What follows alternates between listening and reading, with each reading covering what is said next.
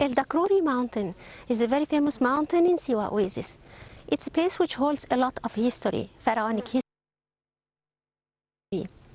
This place is called Tourism Location Festival Place, where the people of Siwa comes annually to celebrate a special religious Islamic festival.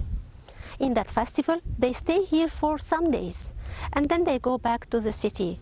So they use this place only once a year, but it holds a very important significance for the people of the oasis. The tomb of Sidi Soliman, which lies next to the new mosque in the wide square of Siwa city, is considered the most glorified places in Siwa. That's due to the fact that Sidi Soliman is the father of walis or saints for the Syrians, in whom they believe in sanctity and his miraculous abilities. Celebrating his birthday comes after harvesting the seeds, and it seems that this festival came to replace two old feasts which don't have religious characters. They are Ashura feast and an ancient harvest feast. But in reality, celebrating his birthday holds within all the common elements of all previous festivals.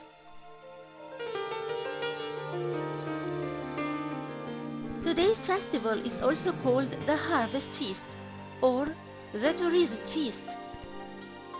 Each year, when the two main cultivations of the oasis, the dates and the olives, are ripe enough to be harvested in October, the celebrations start. According to the oasis rituals, a special type of bread is baked, and it's called El Mugardag, and is collected from the houses by those volunteers who serve the mosque situated in each suburb. An amount of money is collected too. Then most people, young and old, leave to El Dakrur mountain to stay for 3 days. The mountain is chosen due to its history in being used in an ancient feast. In that feast, the Syrians used to spend few nights at the time of the full moon of Ragab Islamic month in tents at the foot of El Dakrur mountain. They considered their staying there a vacation, in which every man and woman ate as much garlic as possible, thinking that it will provide them with good health throughout the year. This habit is no longer followed, as it merged into the rituals of celebrating Sidi Soliman feast and its core of beliefs, which needed also rituals of its own.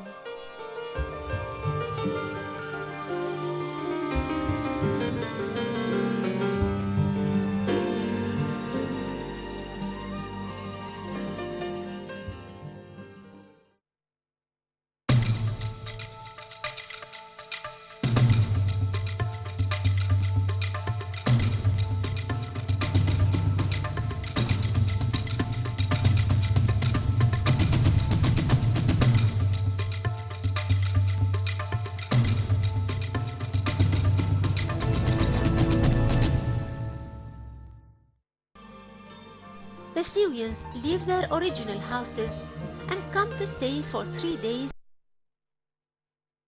at the foot of El Dakrur mountain.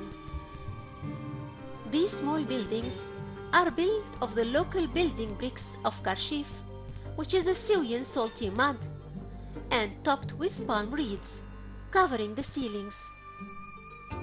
Usually there are no doors or windows, and those who don't have houses, they build huts made of reeds or set up tents. Cows and camels and sheep are slaughtered, and food is prepared for people. They are invited to sit in rings on the sand to declare equality and piousness. A special meal is prepared. It's made of rice and bread and soup and garlic, and it's called fatah. During cooking, they sing religious chants and hymns through the loudspeaker fixated on top of the minaret of the mosque. Later, they share food together. At night, reconciliation rings are set, and those who have problems and fights sit together, and the elders discuss their issues and reconcile them in an air of tolerance and love and equality. After dinner and night prayers, men gather and perform El-Zikr ceremony, in which they chant repeatedly the name of God, Allah, and move their bodies on the beat of the drums and the sound of the reed trumpet. This ceremony is called El-Hadra. On the fourth day, people leave El-Dakrur with their belongings and go back home, except for the leaders of that festival. They raise a green flag decorated with the name of Prophet Muhammad and his 4 successors, and walk from El-Dakrur to Shali in the center of Sidi Solomon Square and perform a short zikr or religious chanting. This festival may go back to 180 years, when the religious group of El-Madaniyya started the Sufism way. There are about 35 walis or Muslim saints in Siwa, but the most famous and the main one is Sidi Solomon, whose feast is connected with El-Dakrur mountain, and together they form one of the distinctive touristic attractions in Siwa.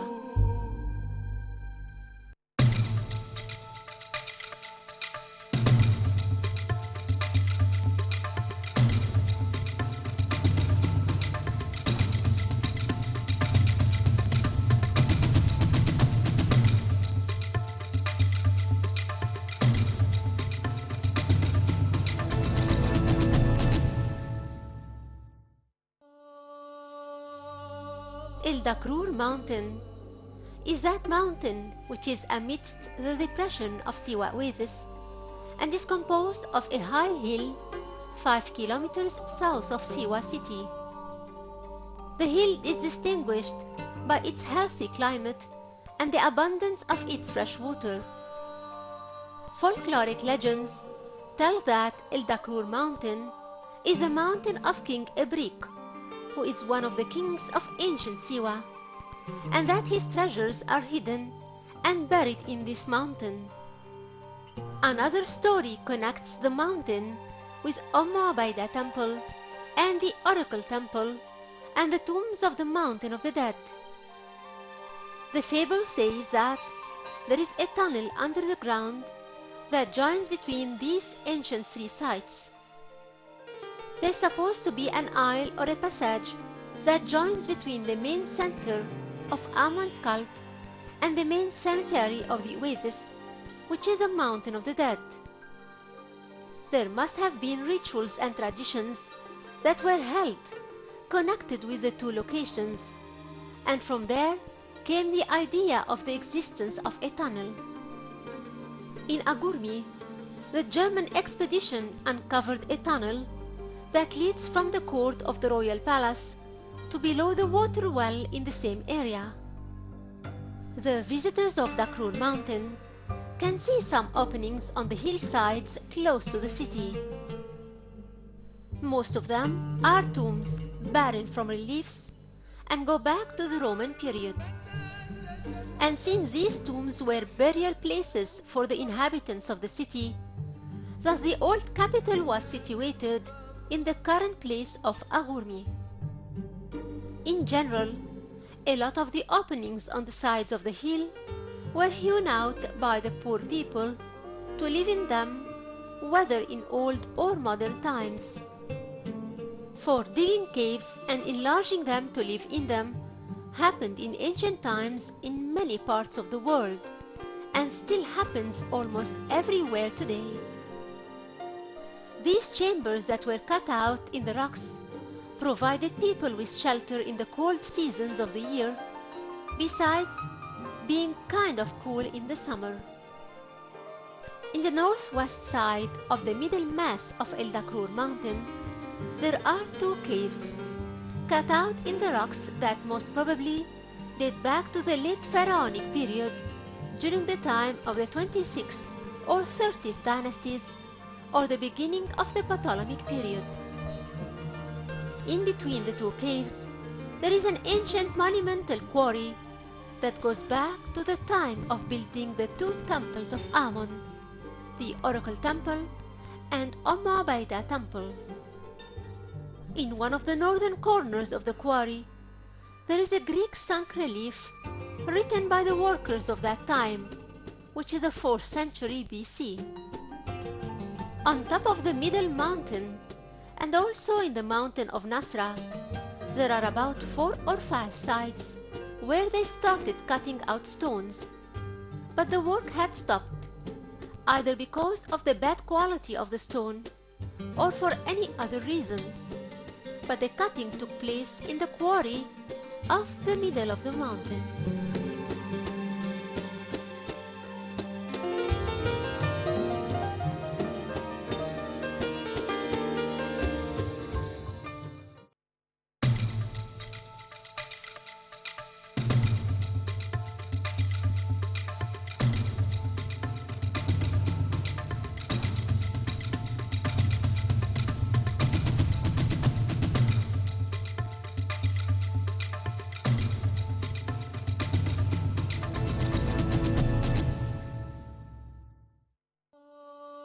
There are 2 temples in Siwa consecrated for the cult of god Amun, and they are both in Agurmi, 4 kilometers away from the center of Siwa city.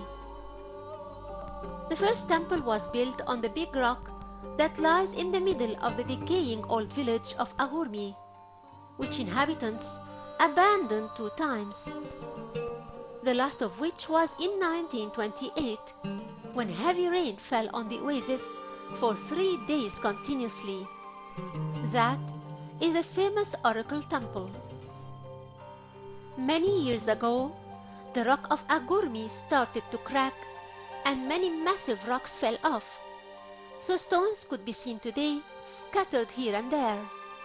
Some of them are from the original rock and the rest are from the quarry of El Dakrur mountain. The second temple is Umm Temple, and it lies at very close range from Agurmi's rock. Till the beginning of the 19th century, a big part of the temple was in a good condition, but in 1811, an earthquake destroyed a part of it. The location is distinguished with a big space that's white in color, as white stones are scattered everywhere and are cut from the quarries of El Dakrur mountain.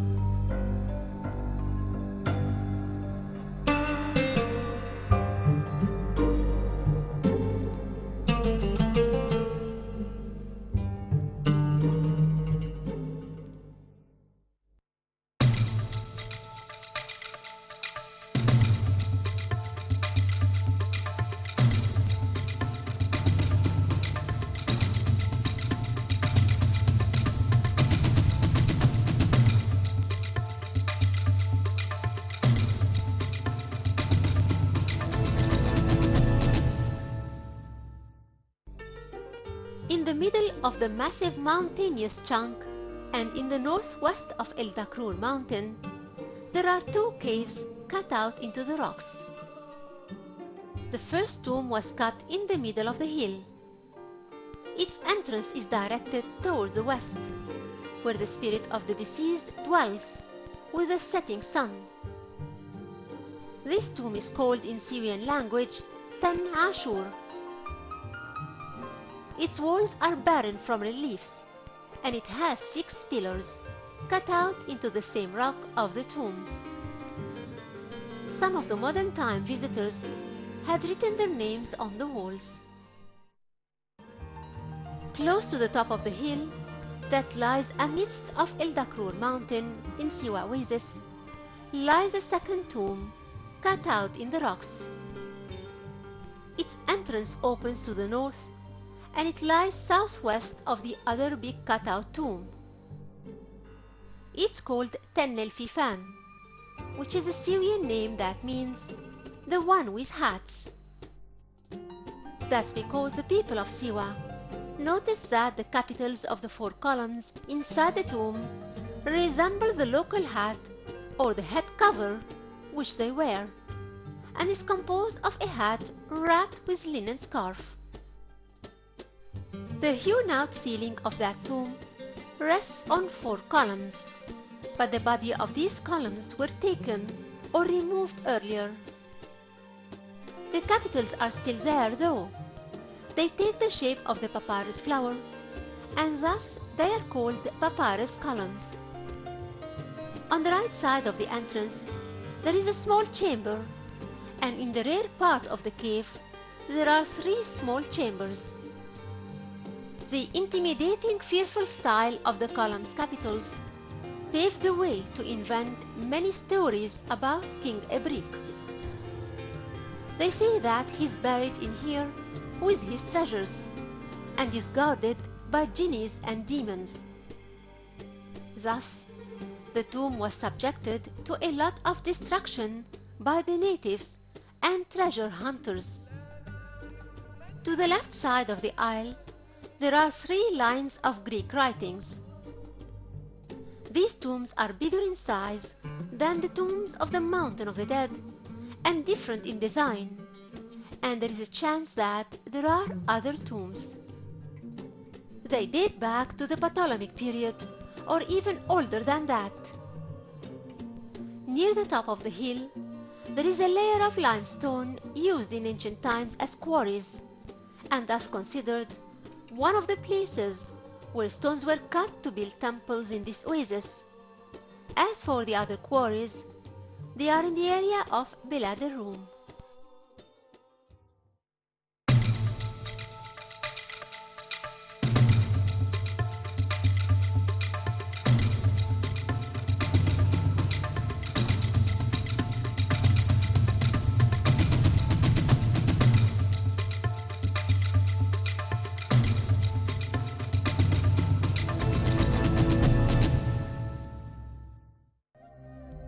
Safety in Siwa Oasis could be felt everywhere, for you can leave your belongings somewhere and retrieve them as they are, wherever you left them, even for a few days later. When you visit El Dakrur mountain area, you'll find that all the houses have no doors. They're left like that, wide open most of the time of the year. They're only inhabited during tourism festival and Eid al-Adha festival days. After that, the owners of these houses return to their homes in the city and leave their houses. Meanwhile, no one enters these houses or try to invade these properties. There are conventional rules that are applied on the Bedouins here, and everyone respects them. These rules are as ancient as the civilization of Egypt, and they govern all the Bedouin cities anywhere in Egypt. They are what makes the people live safely and enjoy life in these remote but lovely oases of Egypt.